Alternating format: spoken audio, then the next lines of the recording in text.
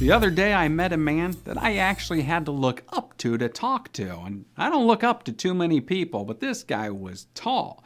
This week on Behold the Savior, we're going to be talking about giants, not just the physical giants of the people of old, but what are the giants in your life that you may be facing? Stay tuned for this week's episode of Behold the Savior.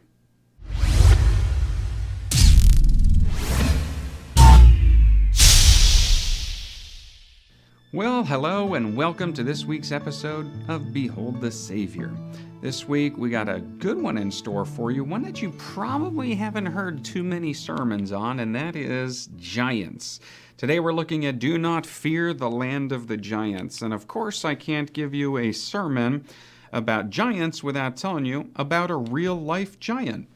Robert Wadlow, who lived from 1918 to 1940, was a real-life giant. He possessed great physical strength even up until the last year of his death. His great height and strength and girth, it took a toll on him over the years due to an irritation from his braces that got infected, his leg braces. He had to wear special braces because he was growing so fast. It rubbed and got infected, and he ended up dying as a result of it. So it's hard to say how long he would have actually lived, but he did live until 1940. Robert Wadlow reached 8 feet 11.1 inches and weighed in at 490 pounds, and that is a real photograph you see there. He was the tallest person recorded that ever lived, and he seemed to be okay with things, and they had to build him a special desk for school, and he worked in the carnival, he worked sideshow, so he didn't seem resentful of things. He seemed to just go along with it. And he toured with the Ringling Brothers Circus and became a master mason in the Freemasons, and his Freemason ring was the largest Freemason ring ever created. And many people wonder, what is it that attributed to his great height? And it seems to be that it was due to hyperplasia of his pituitary gland, which results in a high level of human growth hormone. So there you have a real-life giant. And of course, this sort of seems to be a genetic uniqueness. You don't see too many giants like that walking down the street today. But the Bible does speak of giants, and it makes you wonder, how real were they? How many were there? And why don't we see too many of them today? Well, to understand giants and to see why, what it means to us today, it's cool to learn about these things, but every sermon, every message, every Bible study, it has to be applicable to us today. And I promise you that by us studying the ancient giants of the Bible will give you encouragement of living today. Let's talk about the Nephilim. Maybe you've heard about it. Maybe you've read about it. There's a lot of conspiracy theories, and people will say, I was doing a creation seminar one time, and a guy came up to me and he said, the Nephilim, they're giants in the Bible, and the Smithsonian, they have these huge hulking skeletons that they keep them stored away in their basement, but they don't let people see them because it would disprove evolution. And I said, have you seen these skeletons? And he said, well, no, I've seen pictures. And so we're not going to get wrapped up in conspiracy theories and things here. We want to see what the Bible has to say about it.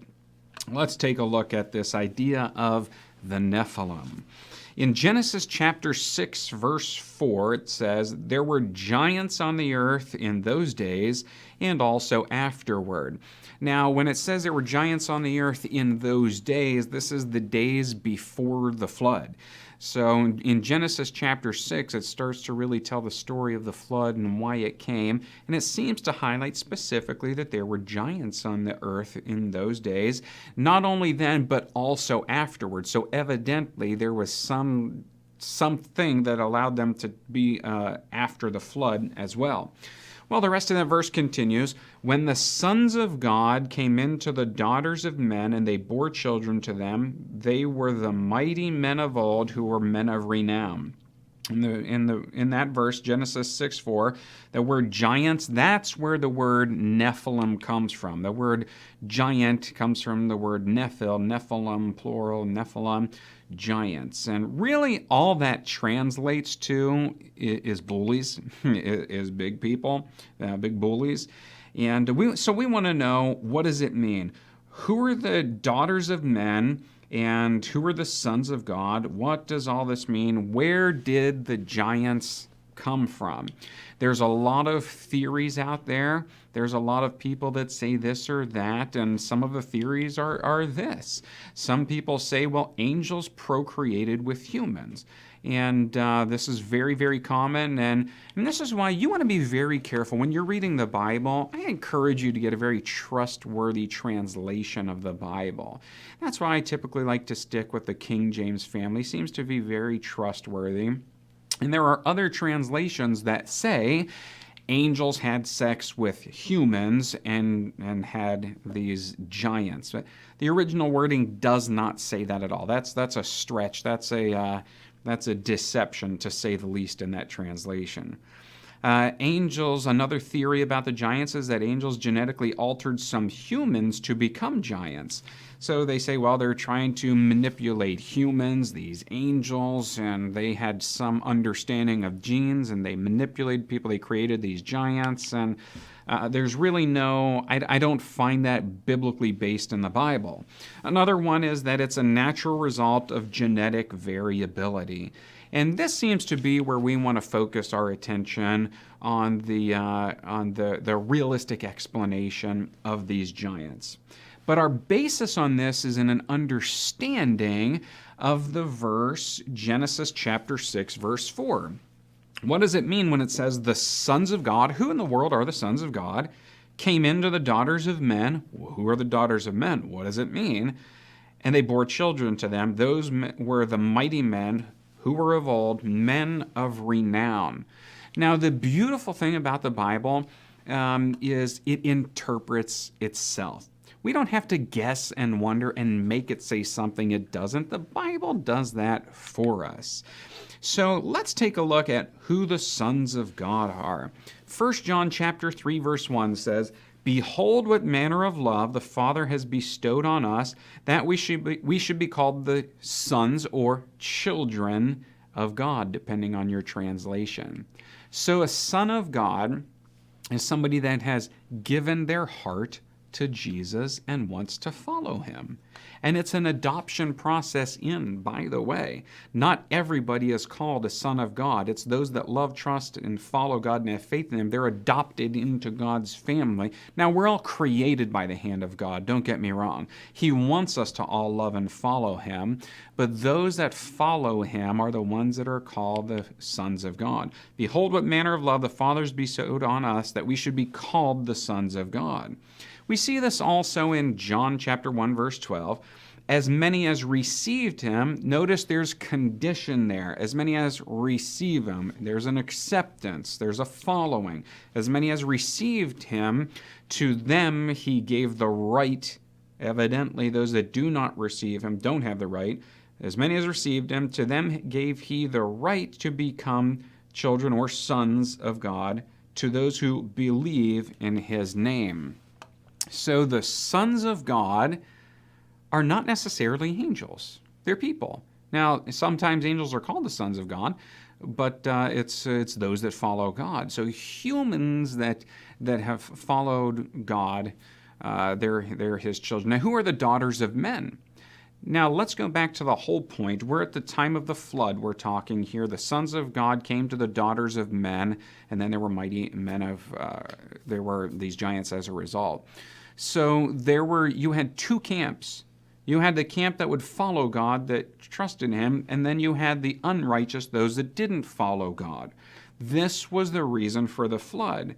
The godly began to intermarry and intermix with the ungodly, and the faith of God was being polluted and diluted.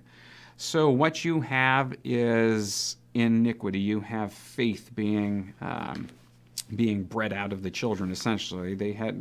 And this is the problem with why God calls for marriages to be equally yoked.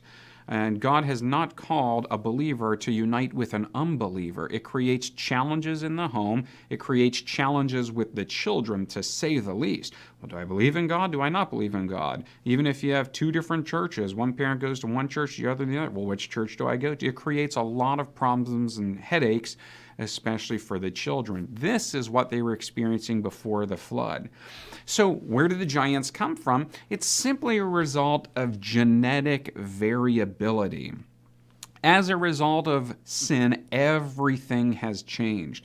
Don't assume Adam and Eve were the same size and stature that we are today. Sin degrades, and with the intermarrying and genetic variability and everything, we have been bred down. We're actually getting worse as people. We're not getting better. Evolution says we're getting bigger and better and stronger. It's the exact opposite. We're actually getting worse. We're getting shorter and unhealthier. So what you have with the giants is it's simply a genetic variability, very similar to the giant we talked about at the beginning, the very real life and more modern giant. Anyway, so let's get into it. We've beaten that horse to death. Let's move on to King Og. Let's take a look at a giant, a real giant in the Bible. In Amos chapter 2, verse 9, it says this, "Yet it was I who destroyed the Amorites before them, whose height was like the height of the cedars, and he was as strong as the oaks. Yet I destroyed his fruit above his roots beneath." Who in the world is this talking about here? Many people believe this is talking about King Og. Moses defeated Sihon, king of the Amorites, and the he here may refer to Og, king of Bashan. Let's continue here into Deuteronomy chapter 3, verse 11. "For only Og, king of Bashan, remained of the remnant of the giants." So this is not some mutant, half-human, half-angel being. It's a human. It's a big human that the genes in them have allowed them to grow that big. That's all. Nothing very special about that other than they're a giant. "For only Og, king of Bashan, remained of the remnant of the giants. Indeed, his bedstead was an iron bedstead." And you would imagine if it was a giant, he would need a giant bed to compensate. And it gives the size here. 9 cubits is its length, and 4 cubits its width, according to the standard cubit. So a cubit is the length from your elbow until your fingertip, and that's how they measured back then. They didn't necessarily have a ruler, the metric system, or the imperial system that we have today. So King Og's bed could have been 15.5 feet long by 6 feet wide. So King Og could have been, anywhere from 9 and 13 feet tall, unless it was measured by King Og's cubit from his elbow to his fingertip. Then he could have been much, much larger, but there's no specific. And here it specifically says, though, 9 cubits is its length and 4 cubits its width, according to the standard cubit. So is it the standard cubit of a man, or is it the King Og standard cubit? Either way, he was big. Let's take the smallest measurement. His bed, 15.5 feet by 6 feet. This guy is up to 13 feet tall at least. Now, let's take a look at Genesis 14, verse 5. "In the 14th year of Chedorlaomer, and the kings that were with him came and attacked the Rephaim." Now, the Rephaim were defeated in battle. Rephaim means giants. So you have the Nephilim in Genesis. That's where the word giants came from. Now you have Rephaim. It's this breed. It's this people who were known for their giant size. Numbers chapter 21, verse 34. "Then the Lord said to Moses, 'Do not fear him, for I have delivered him into your hand, with all his people and his land, and you shall do to him as you did to Sihon, king of the Amorites, who dwelt at Heshbon.'" If you were facing a giant, do you think there would be some fear? If you were facing an entire people of giants, do you think that there would be some apprehension, to say the least? I do believe. Now, here in Numbers chapter 21, verse 34, Moses is specifically commanded, do not fear. You're going to notice this is a common thread, that as people were facing giants in the Bible, God was always there to say, do not fear. You may be facing giants in your life today. God is there to say, do not fear. You're probably not facing a 9 or 13-foot human, at least I hope you're not. Even if you were, Jesus would be there to say, do not fear. He's saying, trust in me. Do not fear. Moses was commanded by God, do not fear. He gives the same command to us today. Now let's talk about giants in the Promised Land. In the wilderness, the Israelites, they had went through the 10 plagues. They crossed the Red Sea. They were in the wilderness. They were getting ready to cross into the Promised Land. And God specifically said, count out 12 spies and go spy out the land. Well, the 12 spies were sent out to scope out the land of Canaan that God had promised them. And by the way, it was God that commissioned these spies. And one of these spies would end up being the very next leader of Israel. It would be Moses' successor. So they went out, they spied out the land, and this is what took place. Numbers chapter 13, verse 32. And they gave the children of Israel a bad report of the land, which they had spied out, saying, now when it says bad report, that doesn't mean that it was a sad report. That means that it could have been a fictitious report. In the original wording there, it means defaming, evil, slanderous report. They gave a bad report of the land which they had spied out. The land through which we have gone as spies is a land that devours its inhabitants, and all the people whom we saw in it are men of great stature. There we saw the giants, the descendants of Anak, came from the giants, and we were like grasshoppers in our own sight, and so we were in their sight. So the people, wept, they complained against Moses, and it was not good. But they said, look, we've been sent to spy out the land. And Joshua comes back and he says, we can do it. These guys here, there's giants there. They're terrified, but God told us we'll take the land. He promised us he'll go with us. Jesus will never command you to do something that he cannot give the power to do. Jesus will never ask you to do something without making provision for it to take place. Now, the provision may come in faith. It may not come all at once ahead of time. Numbers 14:49.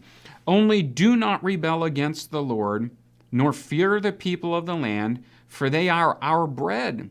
Their protection has departed from them, and the Lord is with us. Do not fear them. Joshua and Jacob, the only two, it seems to be always the minority that really stand strong for the faith in God. Joshua and Caleb, they went to spy out the land. Everyone else said, we can't do it. Joshua and Caleb said, we can do it because God promised. And God says, so ultimately the people, they side with the pessimists, the cowards. They can't do it. Now God says, fine, if you're going to disobey me, for every day you've spied out the land, now you'll spend a day for a year in the wilderness. They should have never been in the wilderness then for 40 more years. It was only supposed to be a short period of time. But because of their disobedience, because they were more afraid of the giants than faith that they had in Jesus, it costs them 40 years. And why 40 years? The Bible tells us, and that entire generation had to die off before they could move into the promised land. There was a whole generation of people keeping them from growth. Now, we could see an application there in churches also, can't we? There are some churches that they just cannot experience growth because there are naysayers. There are people that are disobedient. There are people that will not move forward with God, and God cannot bless with that. And unfortunately, there are some churches that cannot grow until some people move on in some way or another. What are the giants in your life? Let's continue here. So the Israelites were, their fear cost them 40 years in the wilderness. Now, we can't talk about giants without talking about the most famous giant in the Bible, Goliath. And 1 Samuel 17:4 says Goliath was about 9 foot 6 inches tall. So this was just an enormous, hulking beast of a man. And if you were up against it, you'd probably fear too. But there was one person that didn't fear. It was David. It was now, usually when you hear about David, of course, David and Goliath, David slung the stone and killed Goliath. Usually think of him as a little weakling, a little boy. Not the case at all. This was a strong, healthy young man who took down a lion and other things. He was a protector of the sheep. He may have been the youngest, but he certainly wasn't the weakest. 1 Samuel 17:24. And all the men of Israel, when they saw the man, fled from him and were dreadfully afraid. Then David said to Saul, "Let no man's heart fail because of him. Your servant will go and fight with this Philistine." So it seems like David did not fear the giant. Everybody else, an entire army of God's people, wouldn't stand up against the giant. But there's this one unlikely person who didn't quite fit in. Maybe physically he didn't fit in. Maybe socially he didn't fit in. Maybe even economically he didn't fit in. But because of his faith and his trust in God, he took down the giant. Now, I want to tell you that usually you hear that that he slung the stone in the sling and is a little stone of a pebble, that big. Not the case at all. The history and archaeology tells us the stone that he used was probably about the size of a baseball. So he picked it up and he slung that thing, and you had to have power to sling a stone that big, that far. And this makes more sense that the Bible tells us that when it struck Goliath in the head, it sunk into his forehead. That thing got stuck in his head, and Goliath the giant was killed. That was the end of that giant, but there are more giants in the Bible, the giants in Gath and his sons. So let's take a look at this in 2 Samuel 21:15. When the Philistines were at war again with Israel, David and his servants with him went down and fought against the Philistines, and David grew faint. David grew faint. Now, we start to see why this would happen. This is coming towards the end of David's life. He'd been battling all these years. He had fought a king that was trying to kill him, and he had done this and that and everything, and he's coming toward the end, and he's just starting to get weary. The guy is just wearing out. And in 2 Samuel chapter 21 gives us a story of David and God's people going up against the giants. And it lists the different giants here. Verse 16, "Then Ishbi-Benob, who was one of the sons of the giant, the weight of whose bronze spear was 300 shekels, who was bearing a sword, thought he could kill David. But Abishai, the son of Zeruiah, came to his aid and struck the Philistine and killed him. Then the men of David swore to him, saying, you shall go no more with us to battle, lest you quench the lamp of Israel." One giant down, because David had other people on his side that was willing to fight the giants with him. Verse 18, "Now it happened afterward that there was again a battle with the Philistines at Gob. Then Sibbecai, the Hushathite, killed Saph, who was one of the sons of the giant. Again, there was war at Gob with the Philistines. Here Elhanan, the son of Jar-Oregim, the Bethlehemite, killed the brother of Goliath, the Gittite, the shaft of whose spear was like a weaver's beam, like a big rod, the shaft of his spear. Unthinkable. Verse 20, so 2 giants down. Verse 20, "Yet again there was war at Gath. There was a man of great stature who had 6 fingers on each hand and 6 toes on each foot, 24 in number, and he also was born to the giant. So when he defied Israel, Jonathan, the son of Shimshai, David's brother, killed him. These 4 were born to the giant in Gath and fell by the hand of David and by the hand of his servants. What's the point here? David, frankly, what happened in his life was taking its toll. He's just physically, he was wearing out. He couldn't face these giants alone. So he had other people on his side that were willing to face the giants with him, and they took down every single one of them. Some of us have grown faint. Some of us are facing giants, and we just don't know how we're going to face these giants. I mean, how are we going to take down these giants? We cannot do it alone. 2 Samuel 21:22. These 4 were born to the giant in Gath and fell by the hand of David. Now, wait a second. Did David kill them, or was it his men? It was his men, but they were working as one. They had a common goal to defend God's people, and it's attributed to David. They fell by the hand of David and by the hand of his servants. 2 Samuel 22:1. Then David spoke to the Lord the words of this song on the day when the Lord had delivered him from the hand of all his enemies and from the hand of Saul. He recognized there was deliverance, and rather than take any credit for himself, the best way he could thank God was to give God the credit due. 2 Samuel 22:2. And he said, "The Lord is my rock and my fortress and my deliverer, the God of my strength in whom I will trust, my shield and the horn of my salvation, my stronghold and my refuge, my Savior. You save me from violence. I will call upon the Lord, who is worthy to be praised. So shall I be saved from my enemies."